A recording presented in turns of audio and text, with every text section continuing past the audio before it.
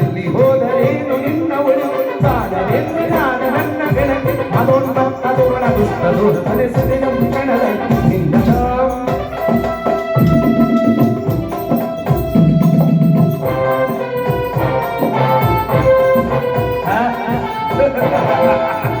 ಹರಿ ಮಾಯಾವಿ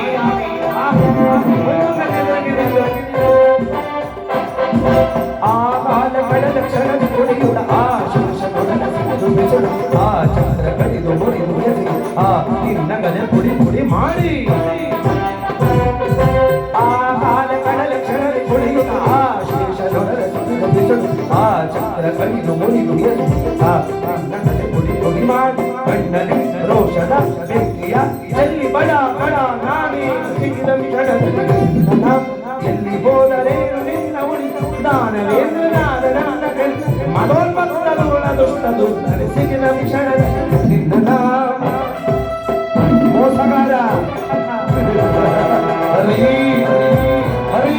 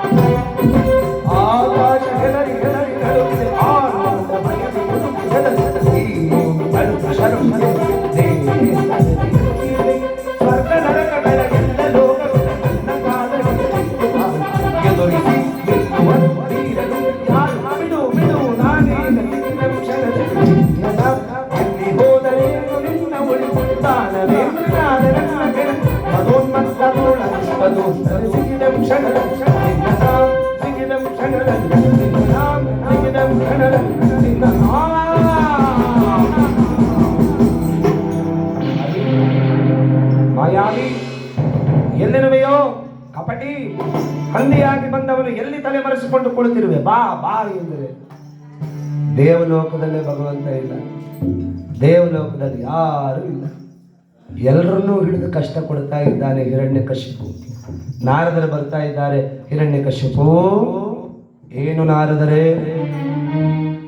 ಅಲ್ಲಪ್ಪ ನಿನ್ನ ಹೆಂಡತಿ ನಮ್ಮ ಆಶ್ರಮದಲ್ಲಿ ತುಂಬು ಗರ್ಭಿಣಿಯಾಗಿದ್ದಾಳೆ, ಅವನೊಂದು ವರ ಕೇಳ್ಕೊಂಡ್ಲು.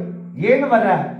ಗುರುಗಳೇ, ನನ್ನ ಗಂಡ ಬಂದಾಗಲೇ ನನಗೆ ಗರ್ಭವೇದನೆಯಾಗಿ ಮಕ್ಕಳ ಅವತಾರ ಆಗಬೇಕು, ನನ್ನ ಗಂಡ ಬರೋ ತನಕ ಮಗು ಗರ್ಭದೊಳಗೆ ಇರಬೇಕು ಅಂತ.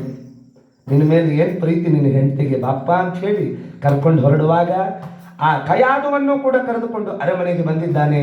ಇದೀಗ ಸುಲಗ್ನ ಶುಭ ಮುಹೂರ್ತದಲ್ಲಿ ಈ ಲೋಕದೊಳಗೆ ಭಗವಂತನಿಗೆ ಅತಿ ಪ್ರಿಯನಾದ ಭಾಗವತೋತ್ತಮನ ಅವತಾರವಾಗ್ತಾ ಇದೆ ಎನ್ನುವಾಗ ಮುದ್ದಾದ ಗಂಡು ಮಗುವಿಗೆ ಜನ್ಮ ನೀಡಿದ್ದಾಳೆ ಕಯಾದು.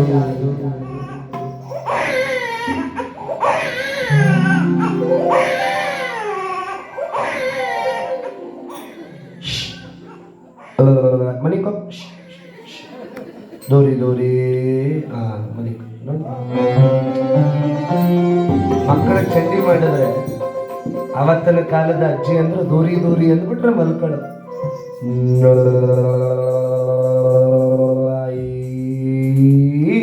ದೂರಿ ದೂರಿ ದುಮ್ಮಕ್ಕ, ಕಣ್ಣು ಕಾಮಣ್ಣ, ನಾಲಿಗೆ ನಾಗಣ್ಣ ಅಂದ್ರೆ ಸುಮ್ಮನೆ ಮಲ್ಕೊಂಡ್ಬಿಡು ಮಕ್ಕಳು.